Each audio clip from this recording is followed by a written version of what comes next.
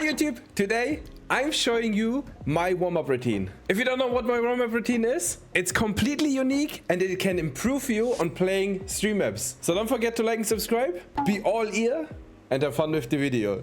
By the way, that's my first time I'm doing a voiceover, so don't blame me if it's a little bit weird or something. It's my first time. And yeah, enjoy the video, guys. I have a big collection of many different categories with, for example, warm up, then all the BPMs, but we will come later to this, and hidden DT. I have jumps, and tech gaming is like, we have gaming where there's like weird maps that are just fun to play. Jumps is called as Hüpfer.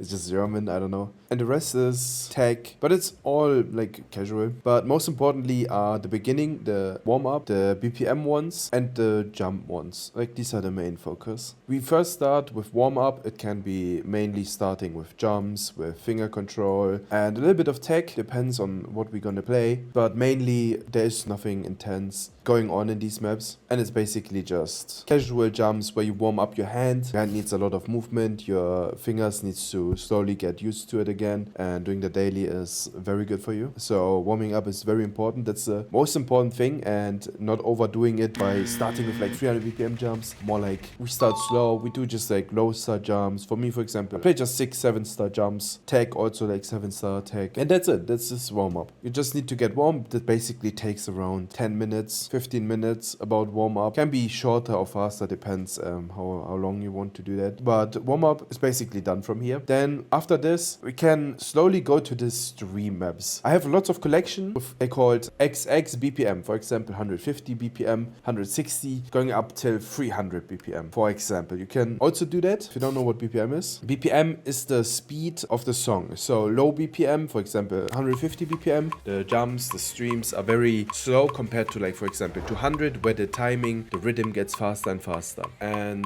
in my warm-up routine, I mainly start at the lowest BPM possible. You choose maps that alternate streams for like mainly focusing on streams. You start with 150 BPM, alternates, just play a little bit. I already like learned that through. I already played a lot of it, so I slowly skip it. But 150, below 150, this is like why I stopped playing, but this is also important. If you want to learn the skill set, for example, streams, then learning 150 BPM is essential as well. The next one is 160, 170, which is basically the same. It's a little bit faster, it's better, it's a little bit more aim control heavy, but I also don't take a lot of time in that. So the main focus now gonna be 180 to 190 BPM. There is where a lot of maps are for me, and overall I feel like in 180 BPM there's a lot of maps that just are farmable. But 180 BPM for me personally, I don't play long 180 BPM because I already FC'd the majority of maps there in my skill set. There, for example, I need to FC Reason Hard Rock or like all these like crazy maps that literally no one FC'd yet. So I basically skip this and go to higher BPM. But the main focus is to slowly graduate from low BPM to high BPM. When you start with 150, you take your time 10 minutes, then go to 160, take your time, and then 170, 180. But when you're in 1 BPM, you stay there to slowly gain the consistency. If you play this routine a lot, you will improve in consistency on your tappings because you will just have these intervals of BPMs which make your finger know what BPM what is. And that's very important. That also helped me. That's why I'm showing you that as well. So you can try that out, that technique. After 180, 190 BPM, 200 is mostly the sweet spot of being fast and being slow, I would say. I take a lot of time in there as well and play just whatever as well. Just farm or... There's, by the way, I called some maps ASF. For example, you can do that as well. You can slowly understand how the editor works, so you can do this as well. You can call them whatever, but I call them ASF. These are practice diffs. Practice diffs means from a map,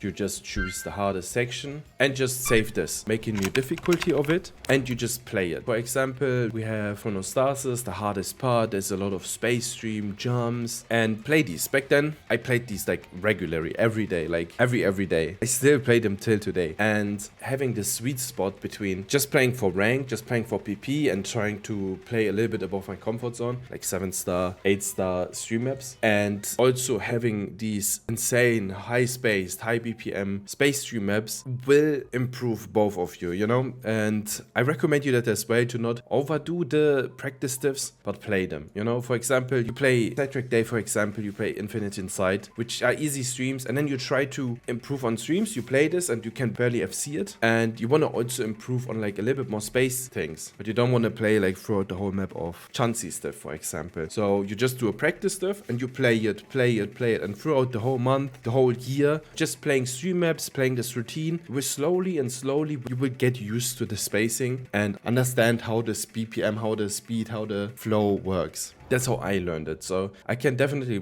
recommend it to you. At the end, when we, for example, we played a lot, 200 BPM, then we started after an hour. We played 210 BPM for 30 minutes, and so on. So basically, what we do after we warmed up with these chill maps, we go 10 BPM up, 10 BPM up, 10 BPM up, till you reach the point where it's too fast for you. For example, now, when I play speed, I usually farm to like 240 BPM with like Yashin and all these maps. These are all for 240 BPM, so I farm these, and then afterwards 250, I don't even see these as farm and just like look at these maps. At the end, I just try to play high BPM and just get used to it. So I don't care anymore about this rule. After that, I still gonna play 250, then graduate to 260, 270, but I don't do it that strictly like I did on the BPMs before, because these are still BPMs that I'm not very comfortable with accuracying, with tapping. I play usually 2 hours, so at the end, I play 300 BPM, 310 BPM and just goof around. So you can do that as well. If you just like, you can comfortably tap 180 BPM, but slowly lose stamina on 210, 220. You can still slowly graduate with this technique, with this warm-up routine. You can try it out yourself. I mean, it doesn't hurt. This is what I do since 3 years. And yeah.